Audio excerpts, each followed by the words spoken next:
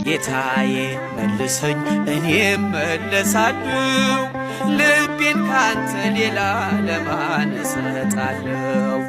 አይኖች የሚሞሉ የጸጸትን እንባ ደግሞም ተመልሼ ወደ እቅፍ ልግባ ደግሞም ተመልሼ ወደ ቤት ልግባ እረኛዬ እረኛዬ